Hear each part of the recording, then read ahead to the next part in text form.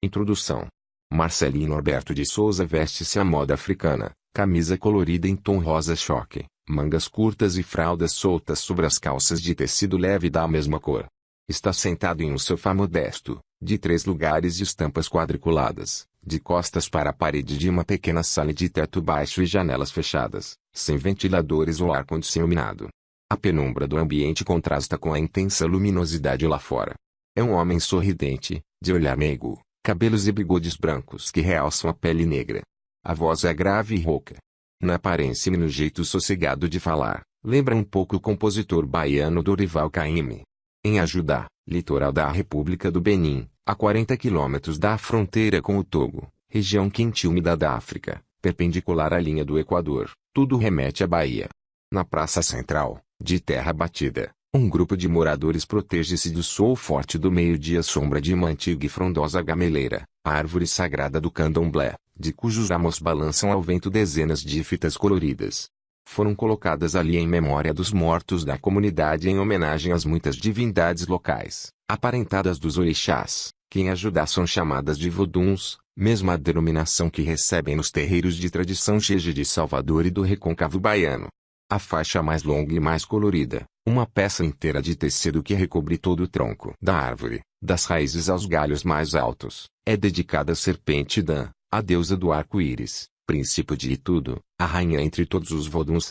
Aos 92 anos, Marcelino Norberto é o patriarca da 9ª geração da família de Souza, dinastia fundada no reino do Daomé, hoje parte da República do Benin, no final do século XVIII pelo baiano Francisco Félix de Souza, um dos personagens mais extraordinários da história do Brasil. Mulato claro nascido em Salvador, Francisco Félix ainda jovem mudou-se para a África, onde passou a dedicar-se ao mais lucrativo negócio da época, o tráfico de escravos.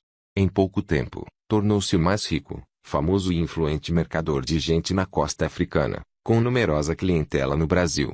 Teria embarcado mais de 500 mil de cativos para o recôncavo baiano. Ao morrer, em 1848, aos 94 anos, deixou 53 mulheres viúvas, mais de 80 filhos e 2.000 escravos.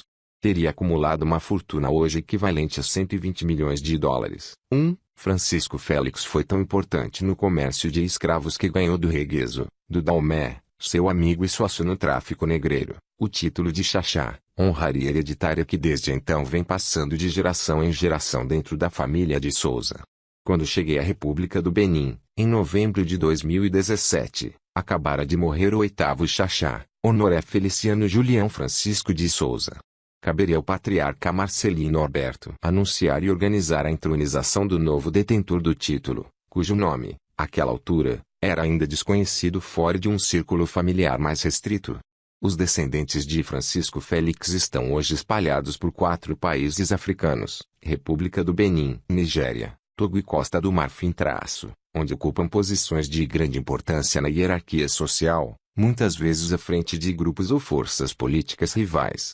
Um deles, o general Paul Émile de Souza, foi presidente da junta que, entre 1969 e 1970, governou o Benin quando o país ainda se chamava Daomé e vivia sob uma ditadura militar. Outro, o arcebispo Isidoro de Souza, presidiu o Alto Conselho da República, responsável pela redemocratização ao fim do mesmo regime, em 1990. A lista inclui ainda voduncis, sacerdotisas de vodun, políticos, advogados, agricultores, bancários, carpinteiros, motoristas, comerciantes, construtores, costureiras, enfermeiros, escritores, fotógrafos, funcionários públicos, jornalistas, mecânicos, médicos, músicos, parteiras, professores e pedreiros, entre outras pessoas das mais diversas atividades e profissões. Brasileiros, embora relativamente raros nesta parte da África, são sempre bem-vindos em Ajudá. Por esse motivo, a primeira providência de Marcelino Norberto ao receber um novo visitante é sempre lhe pedir os contatos, telefone, e-mail, endereço de correspondência. É o que faz comigo antes ainda que eu me sente ao seu lado no sofá de estampas quadriculadas. Para futuras comunicações de nosso interesse comum, explica. Em seguida, informa que uma de suas missões é manter vivas as tradições da família, os traços da cultura brasileira presentes no Benin e os laços que unem esta região ao Brasil. a que devo a honra da visita. Ele me pergunta, em francês, o idioma oficial do país. Respondo que esta é minha quarta viagem à África, de um total de 5, parte do trabalho de pesquisas para uma série de 3 livros-reportagens sobre a história da escravidão no Brasil. Há muita coisa para ver aqui, adianta ele.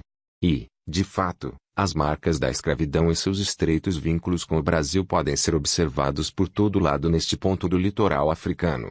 A algumas centenas de metros da casa de Marcelino Norberto, ergue-se a antiga fortaleza de São João de Ajudá, o mais importante entreposto de tráfico negreiro português e brasileiro no Golfo do Benin até a metade do século XIX. Na praça em frente, emoldurada pela frondosa gameleira sagrada do candomblé, pessoas capturadas no interior do continente eram arrematadas em concorridos leilões. Também ali começa a Rota dos Escravos, uma estrada de terra de 3 quilômetros que termina na praia, última parte da jornada que os cativos faziam em solo africano antes de embarcarem nos navios negreiros para a travessia do Atlântico. No local da partida, junto à areia batida por ondas agitadas, ergue-se hoje a Porta do Não Retorno, memorial da Unesco, a Organização das Nações Unidas para a Educação, a Ciência e a Cultura, em homenagem às legiões de seres humanos que dali partiram sem esperança de voltar a ver a terra em que haviam nascido. O monumento de Ajudá é uma entre muitas portas do não retorno que se pode conhecer na África atualmente. Existem dezenas delas, em vários países, marcando os antigos pontos de embarque de escravos. O banco de dados Slave Voyages, que cataloga cerca de 36 mil viagens dos navios negreiros ao longo de 3 séculos e meio, registra um total de 188 portos de partida de cativos no continente africano, sendo que 20 deles responderam por 93% do total do tráfico no Atlântico. 2. A mais famosa e mais fotografada dessas portas fica na ilha de Goreia, situada na Baía de Dakar, a capital do Senegal. Foi visitada por diversas celebridades internacionais, incluindo o Papa João Paulo II e os presidentes Barack Obama, dos Estados Unidos, e Nelson Mandela, da África do Sul. O brasileiro Luiz Inácio Lula da Silva, que lá esteve em 2005, aproveitou a viagem para pedir perdão pelo que fizemos aos negros, atitude que o português Marcelo Rebelo de Souza preferiu evitar ao também passar pelo local, 12 anos mais tarde.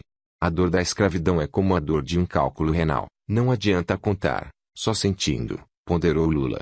Embora menos conhecida, a Porta do Não Retorno de Ajudá se destaca entre todas as demais pelo número de cativos que por ali passaram, mais de 1 milhão de homens, mulheres e crianças embarcados à força nos navios do tráfico para uma jornada sem volta que os levaria aos engenhos de açúcar, às lavouras de café, arroz, algodão e tabaco, às minas de prata, ouro e diamantes e para a execução de inúmeras outras atividades no outro lado do oceano. Para a imensa maioria dos escravos vendidos aos traficantes em Ajudá ou em qualquer outro local da África, a Porta do Não Retorno foi uma realidade concreta e inexorável. Quase a totalidade dos 12,5 milhões de embarcados nos navios negreiros jamais teve a oportunidade de voltar às suas origens africanas. Os índices de mortalidade eram altíssimos. Pelo menos 1,8 milhão morreu ainda na travessia do Atlântico. Entre os que chegavam ao Novo Mundo, as expectativas de vida eram mínimas. Poucos sobreviveram aos primeiros anos de trabalho cativo. Uma minoria, no entanto, teve destino diferente. São os retornados, ex-escravos, africanos ou brasileiros, que tiveram a chance de cruzar novamente o Atlântico, no sentido contrário ao das rotas convencionais do tráfico, e cujos descendentes hoje habitam a República do Benin e países vizinhos. Essas linhagens familiares nascidas de ex-cativos brasileiros são conhecidas como agudás e carregam sobrenomes como Souza, ou Souza, Silva, Santana, Chagas, Santos, Almeida e Medeiros. Alguns de seus fundadores chegaram à África expulsos da Bahia depois da chamada Revolta do Malês, importante insurreição africana ocorrida no Brasil em 1835 e comandada por cativos muçulmanos. 3. Outros retornaram por vontade própria depois de obter a alforria ainda durante o período do cativeiro ou após a assinatura da Lei Áurea, que aboliu formalmente a escravidão, em 13 de maio de 1888. Entre os atuais descendentes dos retornados, poucos ainda falam português ou têm algum contato direto com o Brasil. A maioria se comunica em francês, inglês ou em um dos muitos idiomas locais. Ainda assim, festejam o Carnaval e o dia de Nosso Senhor do Bonfim, se reúnem para comer feijoada, dançam a burrinha, uma forma arcaica do Bumba Meu Boi, e torcem pela seleção brasileira de futebol. A herança do Brasil também é visível na arquitetura. Em Porto Novo, a capital constitucional do Benin, próxima à fronteira com a Nigéria, existe até uma mesquita com estilo arquitetônico de igreja católica brasileira erguida por pedreiros, marceneiros e mestres de obras agudas no século XIX. Em Lagos, na Nigéria, a antiga mesquita central, construída segundo os planos do mestre de obras agudas João Baptista da Costa, foi demolida há alguns anos para dar lugar a um templo modernoso, financiado pela Arábia Saudita. Tinha feições de igreja jesuíta brasileira. A mesquita xiita, também em Lagos, foi erguida no estilo brasileiro e ainda está de pé. Alvo de antigos e arraigados preconceitos, a África permanece um desafio para a civilização tecnológica e industrial do século XXI. No imaginário popular, alimentado quase diariamente por notícias ruins ou sensacionalistas, o continente africano hoje oscila entre a visão do paraíso oprimido idílico das savanas coalhadas de animais selvagens e o espectro de um lugar assolado por tragédias humanitárias, guerras civis, epidemias de fome, de doenças como o ebola e recorrentes imagens de imigrantes ilegais que arriscam suas vidas na travessia do Mediterrâneo em balsas precárias em busca de vida melhor na Europa. Nas minhas viagens de pesquisa, pude constatar que a África real, em muitos aspectos, assemelha-se ao Brasil.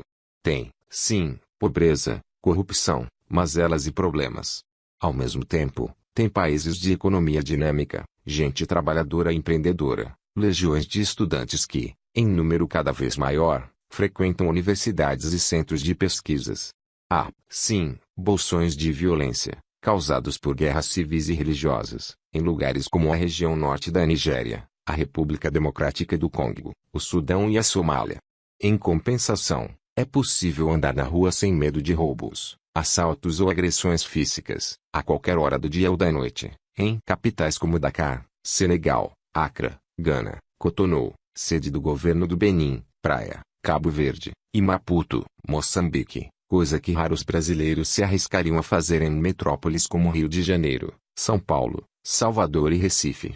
Essa África de história milenar, berço da humanidade, de cultura riquíssima, complexa e diversa permanece como um desafio também para nós brasileiros, especialmente os de ascendência branca e europeia, que mantemos com nossa raiz africana uma relação contraditória, marcada por duas atitudes extremas: de um lado, o mais cru preconceito racial, de outro, a celebração ufanista e irreal das heranças africanas, como nos festejos de carnaval, sem reconhecer, entretanto, que os responsáveis por elas, os negros e seus descendentes, nunca tiveram o mesmo tratamento e as mesmas oportunidades usufruídas por brasileiros de outras origens.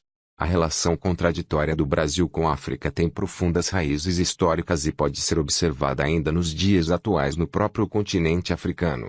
Os primeiros soberanos a reconhecer a independência brasileira, em 1822, foram dois reis africanos, o Obauzewede, do Daomé, atual Benin, e o Ologun Ajão, de Lagos, hoje cidade da Nigéria.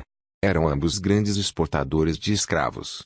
Na direção oposta, em 11 de novembro de 1975, o Brasil tornou-se o primeiro país a reconhecer Angola como um país independente, decisão que causou surpresa, levando-se em conta que o novo país nascia sob a bandeira marxista do Movimento Popular de Libertação de Angola, MPLA, enquanto os brasileiros viviam sob uma ditadura militar inaugurada em 1964 com o pretexto de combater o comunismo.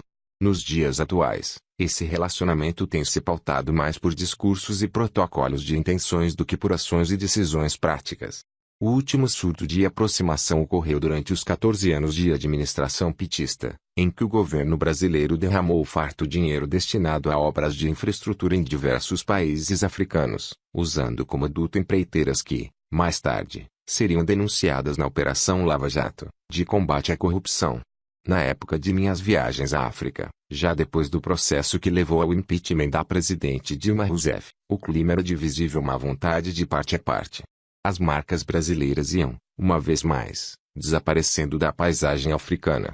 Encontrei obras paradas, projetos interrompidos, representações diplomáticas, associações e entidades de intercâmbio cultural com dificuldades para pagar as contas, incluindo o aluguel, como resultado dos cortes ao orçamento brasileiro destinado a essas áreas e iniciativas.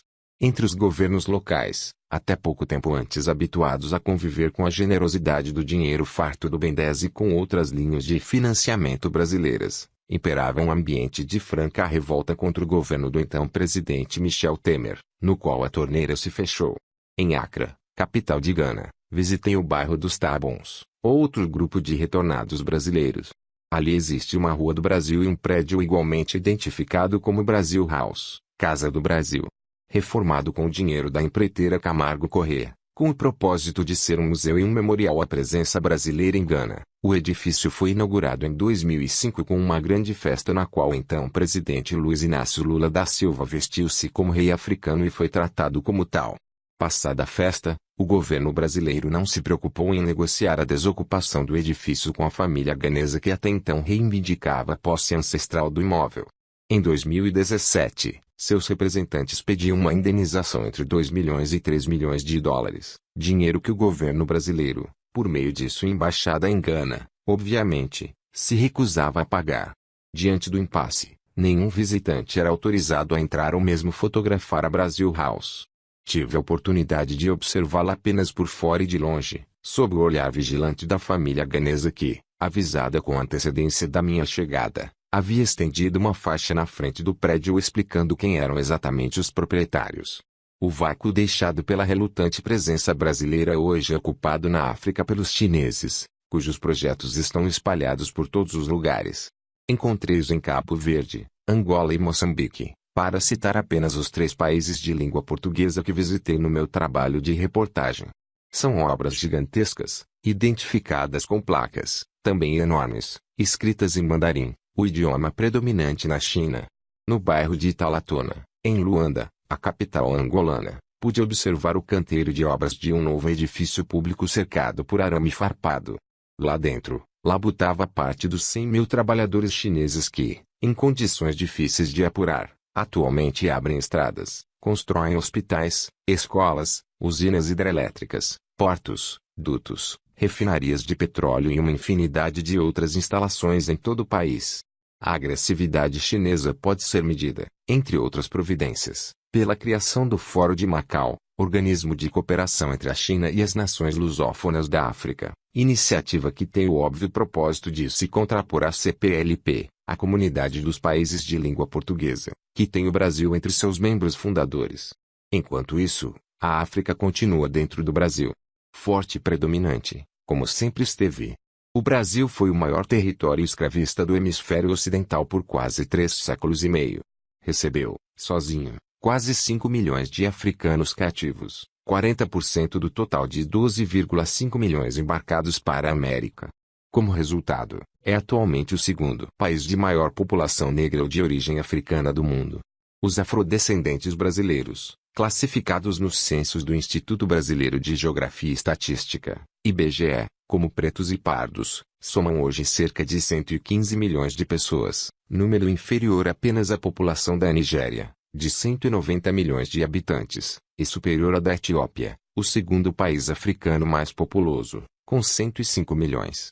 O Brasil foi também a nação que mais tempo resistiu a acabar com o tráfico negreiro e o último a abolir oficialmente o cativeiro no continente americano, em 1888, 15 anos depois de Porto Rico e 2 depois de Cuba.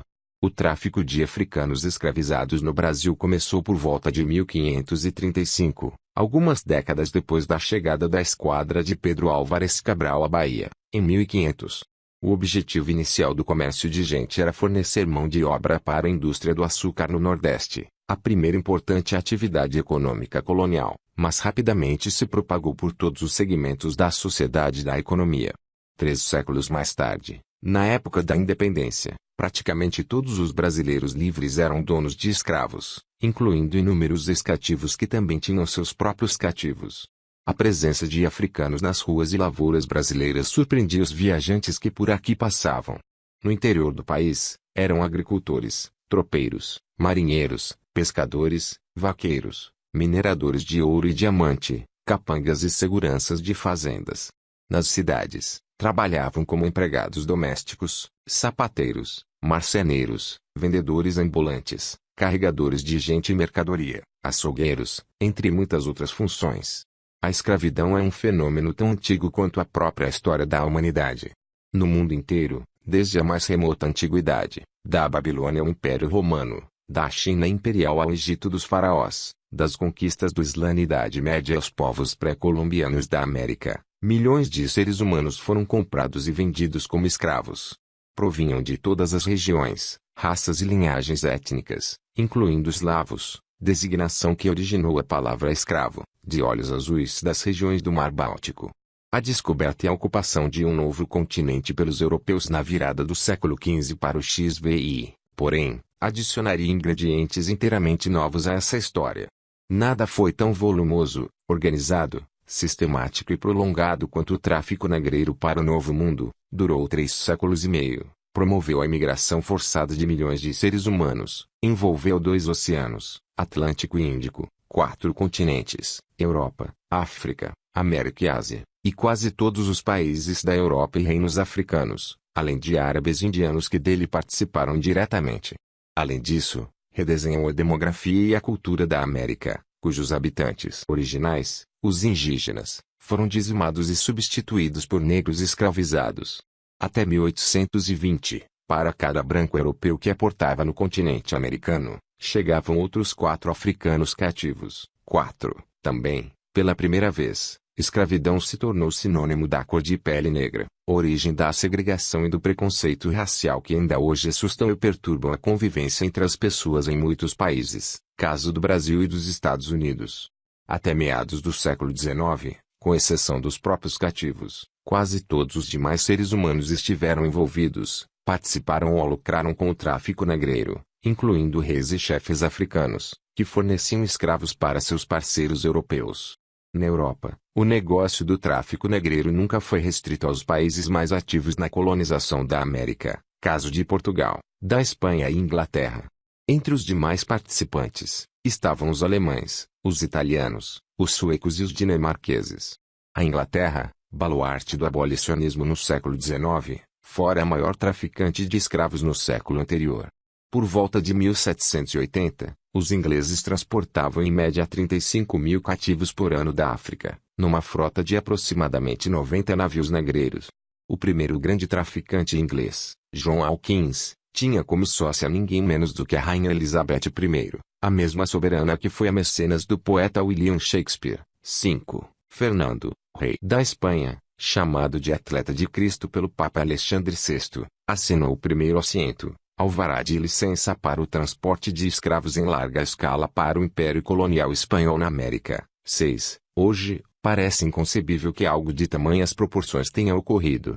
A história, porém, demonstra que, para os europeus, a ideia de que a escravidão seria inaceitável do ponto de vista moral desabrochou apenas no finalzinho do século XVIII, com o nascimento do abolicionismo britânico. Antes disso, a compra e a venda de seres humanos eram tão comuns e naturais quanto o comércio de quaisquer outras mercadorias e produtos, observaram os historiadores Davi Iltis e Davi Richardson. A participação no tráfico negreiro no Atlântico até o século XIX era definida pela oportunidade, e não pela moralidade. 7. Cabe acrescentar que a abolição do cativeiro na América não significou o fim da escravidão em outras partes do mundo. Até recentemente, diversos estados ainda mantinham a instituição. Os últimos a aboli-la legalmente foram a Etiópia, em 1942, o Marrocos, em 1956, a Arábia Saudita, em 1962, e a Mauritânia, em 2007. 8. Em resumo, a escravidão ainda existia e era oficialmente tolerada até pouco mais de uma década atrás, neste mesmo século XXI, quando a imensa maioria dos seres humanos hoje vivos já tinha nascido. Desde tempos imemoriais até muito recentemente, portanto, a captura, a venda e o cativeiro de gente foi parte da vida de quase todos os povos e sociedades. Essa triste realidade, infelizmente, ainda persiste nos dias de hoje sob outros disfarces. Legalmente, nenhum país admite mais a escravidão nos moldes antigos, em que seres humanos podiam ser comprados ou vendidos como mercadorias. Ainda assim, muitos a permitem na prática, incluindo o Brasil, onde é recorrente o noticiário sobre pessoas submetidas a condições de trabalho análogas ao cativeiro, exploradas mediante o pagamento de salários irrisórios, ou nem isso, privadas da liberdade de ir e vir, em ambientes sórdidos ou insalubres que, muitas vezes, se assemelham aos das senzalas e dos engenhos de cana-de-açúcar do século XVII. Uma organização britânica, a Anti-Slavery International, mais antiga entidade de defesa dos direitos humanos, sucessora da British Anti-Slavery Society, fundada em 1823 para combater o tráfico negreiro estima que existam, hoje, mais escravos no mundo do que em qualquer período durante os 350 anos de escravidão africana na América. Seriam 40 milhões de pessoas vivendo nessas condições, ou seja, mais do que o triplo do total de cativos traficados no Atlântico até meados do século XIX. Segundo os dados da mesma instituição, cerca de 800 mil pessoas são traficadas internacionalmente ou mantidas sob alguma forma de cativeiro, impossibilitadas de retornar livremente por seus próprios meios aos locais de origem. Nada disso é surpreendente, considerando o seu alto índice de pobreza prevalente no planeta. Calcula-se que, em todo o mundo, 3,4 bilhões de seres humanos, quase a metade do total da população, sobrevivam com uma renda igual ou inferior a 3,20 dólares por dia, o equivalente a pouco mais de R$ 12, valor insuficiente para assegurar as necessidades mínimas de alimentação, moradia e outros cuidados básicos. Por essas e outras razões, ao contrário do que se imagina, a escravidão e seu legado, presente, por exemplo, no preconceito racial, não estão confinados aos museus, livros didáticos e de história, como se fossem assuntos encerrados, tombados ou congelados no passado. São, em vez disso, parte de uma agenda cada vez mais urgente e decisiva na realidade brasileira e mundial de hoje, a ponto de extrapolar os estudos acadêmicos e as salas de aula para se converter em bandeira política, forte o suficiente para incendiar controvérsias nas redes sociais, influenciar programas de partidos e governos e definir resultados de eleições. Nada disso, porém, é novidade.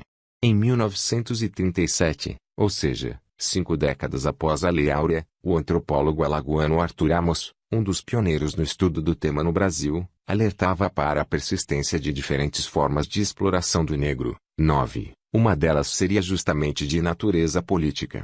Nesse caso, haveria um esforço deliberado de adulteração ou reinterpretação de fatos, personagens e fenômenos históricos com propósitos políticos. Ecos desse fenômeno podem ser ouvidos ainda hoje no Brasil, e com intensidade cada vez maior, quando o debate das campanhas eleitorais incorpora tentativas de capitalizar tensões raciais subjacentes na sociedade em favor de partidos ou candidatos. A escravidão se tornou um assunto politicamente sensível, contaminado por interesses e bandeiras ideológicas que, muitas vezes, dificultam seu estudo de forma objetiva, observou o historiador norte-americano Paul Lovejoy. 10. O Brasil dos colonizadores europeus foi construído por negros, mas sempre sonhou ser um país branco.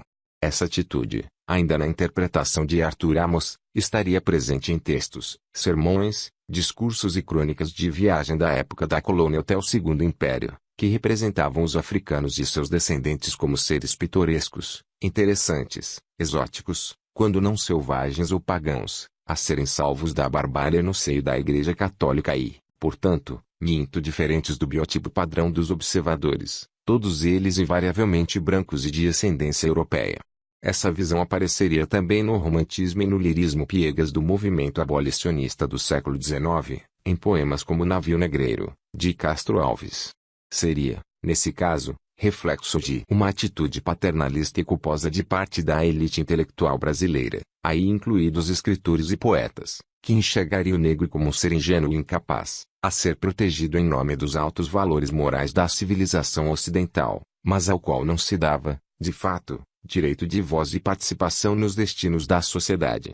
No Brasil do século XIX, em paralelo ao movimento abolicionista, havia projetos de branqueamento da população, com apoio disseminado entre os dirigentes intelectuais tanto do Império quanto do movimento republicano.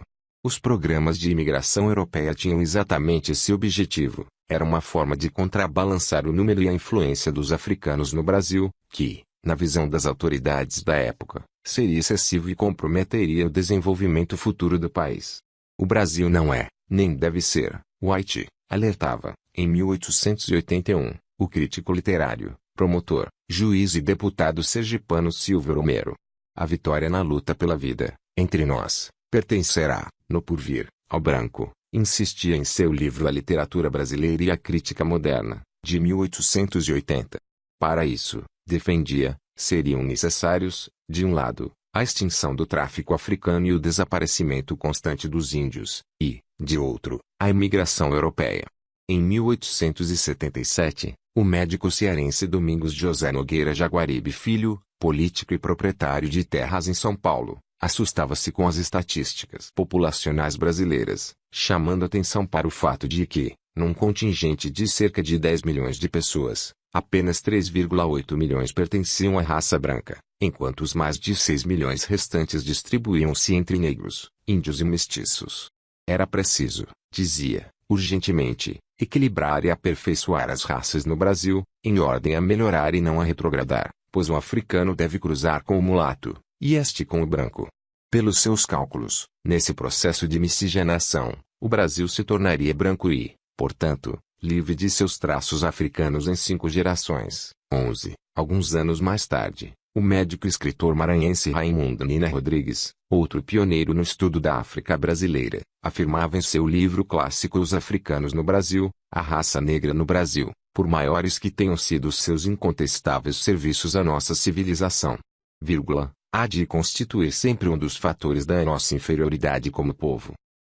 Consideramos a supremacia imediata ou mediata da raça negra nociva à nossa nacionalidade. 12. Ainda segundo Nina Rodrigues, o Quilombo dos Palmares, no interior da então capitania de Pernambuco, hoje estado de Alagoas, teria sido, no século XVII, a maior das ameaças à civilização do futuro povo brasileiro, uma vez que, se bem sucedido, transformaria o Brasil em um novo Haiti refratário ao progresso e inacessível à civilização.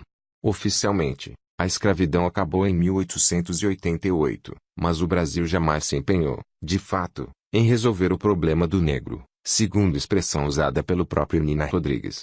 Liberdade nunca significou, para os ex-escravos e seus descendentes, oportunidade de mobilidade social ou melhoria de vida. Nunca tiveram acesso a terras, bons empregos, moradias decentes, educação, assistência de saúde e outras oportunidades disponíveis para os brancos. Nunca foram tratados como cidadãos. Os resultados aparecem nas estatísticas a respeito da profunda e perigosa desigualdade social no país. Negros e pardos, classificação que inclui mulatos e uma ampla gama de mestiços, representam 54% da população brasileira, mas sua participação entre os 10% mais pobres é muito maior, de 78%. Na faixa dos 1% mais ricos da população, a proporção inverte-se. Nesse restrito e privilegiado grupo, situado no topo da pirâmide de renda, somente 17,8% são descendentes de africanos. Na educação, enquanto 22,2% da população branca tem 12 anos de estudo ou mais, a taxa é de 9,4% para a população negra. O índice de analfabetismo entre os negros em 2016 era de 9,9%, mais que o dobro do índice entre os brancos. A brutal diferença se repete na taxa de desemprego, de 13,6% e 9,5%, respectivamente. Os negros no Brasil ganham em média R$ 1.570 por mês, enquanto a renda média entre os brancos é de R$ 2.814. 13. Nos cursos superiores, em 2010, os negros representavam apenas 29% dos estudantes de mestrado e doutorado, 0,03% do total de aproximadamente 200 mil doutores nas mais diversas áreas do conhecimento, 14, e só 1,8% entre todos os professores da Universidade de São Paulo, USP, 15. Um homem negro tem 8 vezes mais chances de ser vítima de homicídio no Brasil do que um homem branco.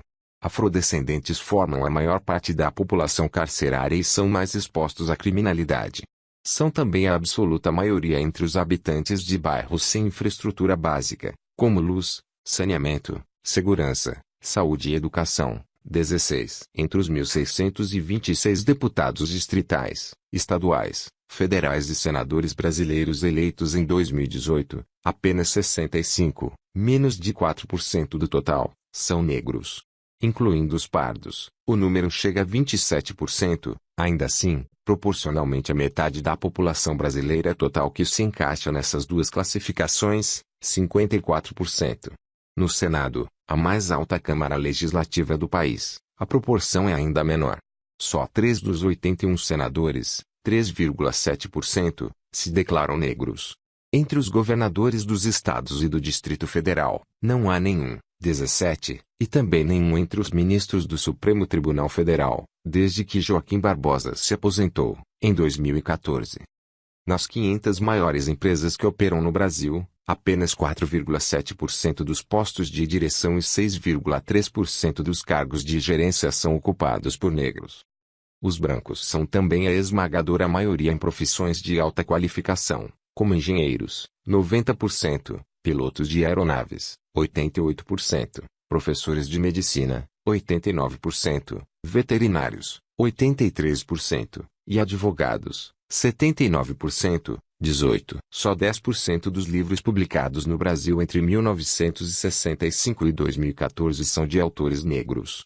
Entre os diretores de filmes nacionais produzidos de 2002 a 2012, apenas 2%, 19%. Essas cifras são o alto preço que o Brasil paga ainda hoje pelo abandono de sua população negra à própria sorte na época da Lei Áurea.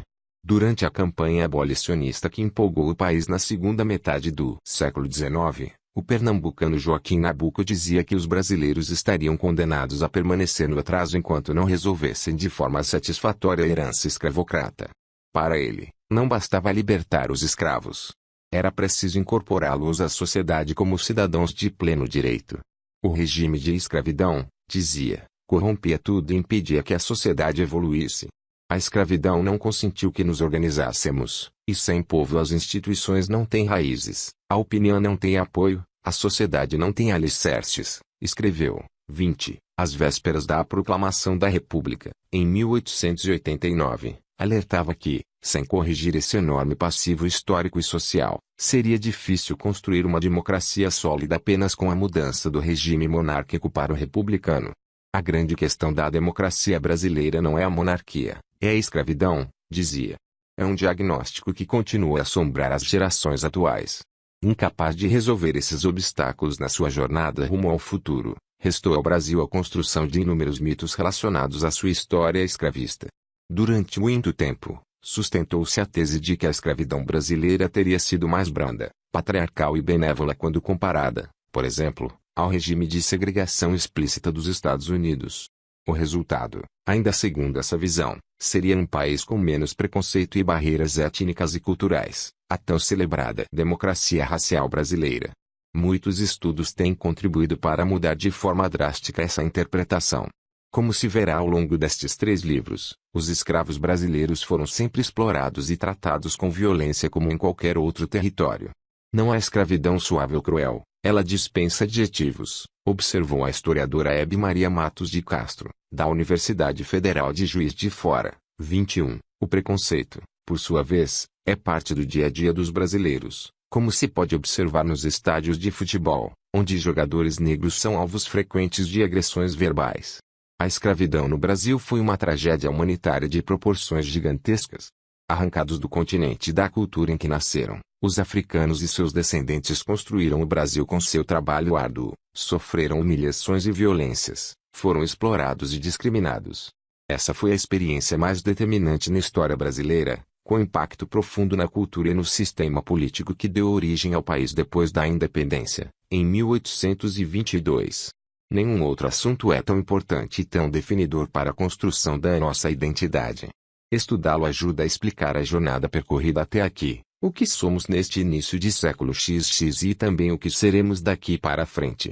Em nossas raízes africanas, há uma história de domínio e opressão de um grupo de seres humanos pelo outro, de muita dor e injustiça. Mas há também beleza e encantamento.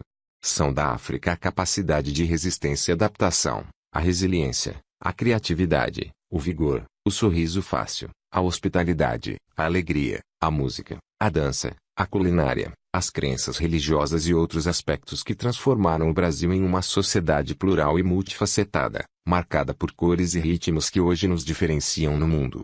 Por essa razão, o tema tem sido alvo de uma vasta produção literária e acadêmica com enfoques diferenciados e, muitas vezes, conflitantes. Cada nova geração de escritores e historiadores procura iluminá-los sob diferentes perspectivas, que incluem desde obras de grande densidade acadêmica, como teses de doutorado, dissertações de mestrado e outros trabalhos que todos os anos brotam nas universidades e em centros de pesquisa, até livros de interesse geral, destinados ao público leigo. A série que se inicia com a publicação deste volume pretende ser parte desse grande esforço coletivo. Os 3 livros, a serem publicados, um por ano, até 2021, portanto, até as vésperas da comemoração do bicentenário da independência, no ano seguinte, compreendem ensaios e reportagens de campo e, sempre que possível, procuram seguir uma ordem cronológica. Este primeiro volume tem seu foco principal na África, pela óbvia razão de que, ao escrever sobre a escravidão no Brasil, é preciso começar por esse continente. Cobre um período de, aproximadamente, 250 anos, entre o início das incursões e capturas de escravos pelos portugueses na costa da África, em meados do século XV, até o final do século XVII. Traz também alguns trechos sobre a escravidão em outros períodos da história da humanidade, como na Grécia Antiga, no Egito dos Faraós, no Império Romano, nos domínios do Islã e na própria África antes da chegada dos portugueses. O segundo livro concentra-se no século XVIII, auge do tráfico negreiro no Atlântico, motivado pela descoberta das minas de ouro e diamantes no Brasil e pela disseminação do cultivo de cana-de-açúcar, arroz, tabaco, algodão e lavouras e do uso intensivo de mão de obra cativa em outras regiões do continente. Num período de apenas 100 anos, mais de 6 milhões de seres humanos foram traficados da África para a América, dos quais 2 milhões, um terço do total, vieram só para o Brasil. O terceiro e último livro se dedica ao movimento abolicionista, ao tráfico ilegal de cativos, ao fim, pelo menos do ponto de vista formal e legal, da escravidão no século XIX e ao seu legado nos dias atuais. São também abordados, nos 2 próximos volumes da trilogia, temas como a família escrava, as alforrias, a escravidão urbana, as festas, irmandades e práticas religiosas, a assimilação, as fugas, rebeliões e os movimentos de resistência. Pesquisar e escrever esta série de livros envolveu uma longa e fascinante jornada de 6 anos que me levou ao encontro de paisagens, culturas, experiências e pessoas em 12 países de 3 continentes, África, América e Europa. No primeiro semestre de 2017, depois de já familiarizado com a vasta bibliografia relacionada ao tema, estive em Cartagena, na Colômbia, o mais importante porto negreiro do Império Colonial Espanhol, e percorri o antigo sul escravista dos Estados Unidos, palcos de uma guerra civil na qual morreram cerca de 750 mil pessoas e que ainda hoje é cenário de lutas pela liberdade e pela igualdade de direitos civis entre brancos e negros com grande repercussão no mundo todo. Repeti assim uma experiência que o pernambucano Gilberto Freire teve no final da década de 1920. Freire, então um jovem sociólogo, visitou essa região enquanto reunia os primeiros ensaios, rascunhos e ideias que, anos depois, se converteriam no clássico Casa Grande Senzala, marco da celebração da mestiçagem como virtude nacional. Como ele, tive o privilégio de conhecer bibliotecas, museus, centros de estudos e antigas fazendas produtoras de arroz, algodão, cana-de-açúcar e tabaco, as famosas plantations escravocratas americanas, algumas delas hoje transformadas em memoriais dedicados à história do cativeiro africano na América. No mesmo ano, estive em Londres e Liverpool, outros 2 importantes locais associados à história do tráfico negreiro e à campanha abolicionista que levaria ao fim da escravidão no século XIX. Morei um semestre em Lisboa, base de apoio para minhas 5 viagens a 8 países africanos: Cabo Verde, Senegal, Angola, Marrocos, Gana, Benin, Moçambique e África do Sul. Antes e depois dessas incursões internacionais, percorri diversos estados brasileiros, revivendo, com o encantamento de sempre, a experiência de muitos anos atrás, quando, na condição de jovem repórter, tive o privilégio de viver, morar e trabalhar em todas as regiões do país, com a diferença de que, desta vez, meu olhar tinha um foco mais preciso: a história da escravidão e seu legado no Brasil de hoje. 22. O desfecho desta jornada de leituras, pesquisas e reportagens levou-me ao encontro de um veterano amigo e colaborador, o poeta, ensaísta e historiador Alberto da Costa e Silva, com quem eu já tivera o privilégio de trabalhar na edição de um dos meus livros anteriores, 1822, sobre a independência do Brasil. Membro e ex-presidente da Academia Brasileira de Letras, Alberto da Costa e Silva é considerado atualmente o maior especialista brasileiro em história da África, autor das várias obras fundamentais para a compreensão do tráfico negreiro para a América. São de sua autoria as notas e observações que aparecem no rodapé de alguns capítulos deste livro, tarefa que o embaixador, como o conhecem seus muitos amigos, teve a gentileza de realizar com a paciência, a generosidade e o cuidado que o tornaram um dos intelectuais mais admirados e respeitados no Brasil. A história da África é importante para nós, brasileiros, porque ajuda a explicar-nos. É de onde proveio quase a metade dos nossos antepassados. O Obá, chefe local, do Benin ou Angola de Quiluange estão mais próximos de nós do que os antigos reis de França, escreveu Alberto da Costa e Silva, 23. Hoje, todos somos descendentes de escravos ou de senhores e mercadores de escravos. 24. Um antigo ditado africano recorda que, até o leão aprender a escrever, a história exaltará a versão do caçador. Em uma tese do curso de Altos Estudos apresentada em 2007 ao Instituto Rio Branco, do Ministério das Relações Exteriores, a diplomata Irene Vidagala, outra reconhecida africanista contemporânea brasileira com quem também tive o privilégio de contar entre os colaboradores nesta série de livros, procurou decodificar esse ditado na forma de diferentes olhares sobre a história das relações do Brasil com a África. Segundo ela, haveria os olhares negros, que reconhecem o papel do africano e de seus descendentes, protagonistas de uma história tão antiga e pródiga quanto o continente de que são oriundos, e os olhares brancos, que perpetuam os registros de uma história repetida desde os tempos do colonizador europeu, perfeitamente condizente com interesses e perspectivas eurocêntricas e caucasianas presentes nas narrativas tradicionais da historiografia brasileira. Haveria, porém, no entendimento da embaixadora Irene Gala, um terceiro grupo, o dos olhares atentos, contemporâneos, que assimilam a complexidade dessas duas histórias e incorporam novos ingredientes ao seu relato e análise, dispondo-se a oferecer uma compreensão mais ampla e ao mesmo tempo mais sutil e refinada das relações Brasil-África. Estes últimos são olhares que, a meu ver, poderiam servir igualmente à história da escravidão, uma parte hedionda e dolorosa, mas também essencial para a compreensão dessas relações.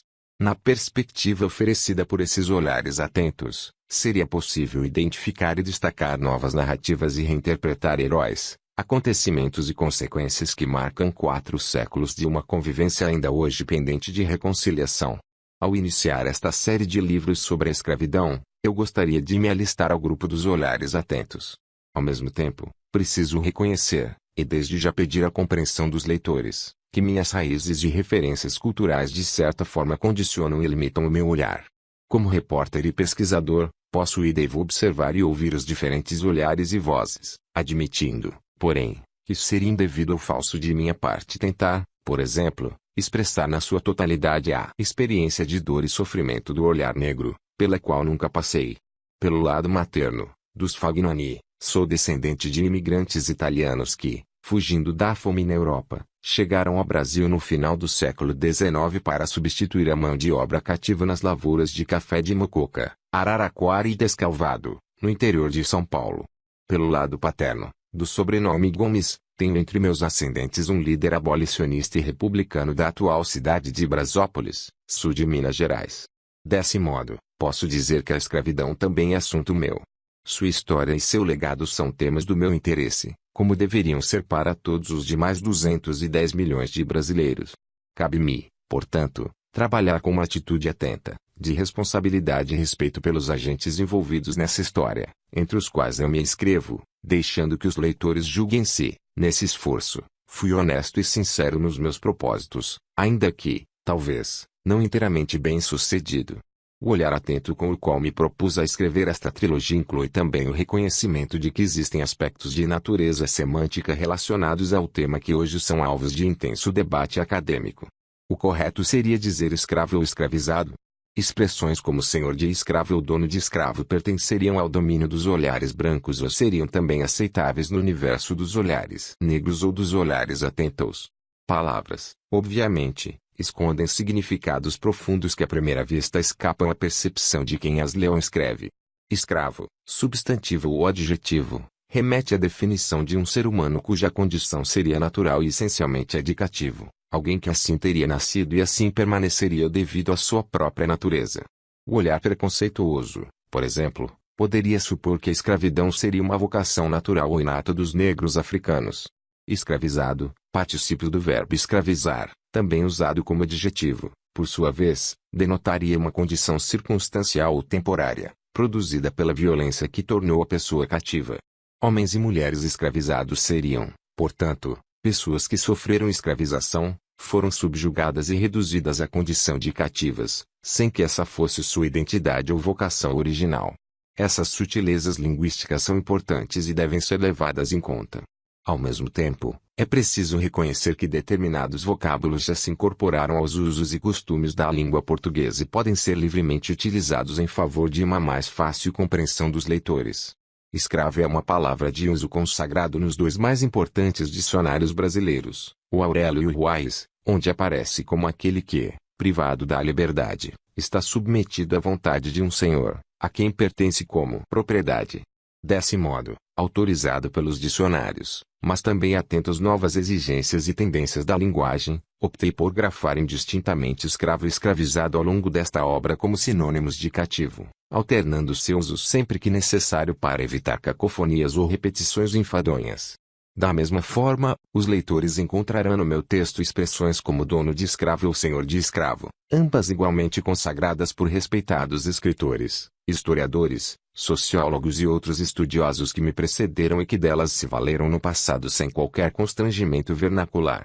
Apesar do fôlego aparente, em 3 volumes, esta série não pretende nem poderia ser um estudo exaustivo ou definitivo da escravidão. Seria impossível, além de arrogante e pretensiosa, qualquer tentativa de esgotar um assunto tão vasto, importante e premente, ainda que numa obra que, no conjunto, terá cerca de 1.500 páginas.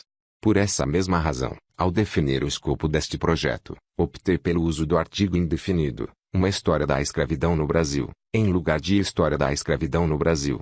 Ou seja, é uma entre muitas possíveis narrativas, visões e interpretações num campo marcado por numerosa, diversificada e complexa bibliografia.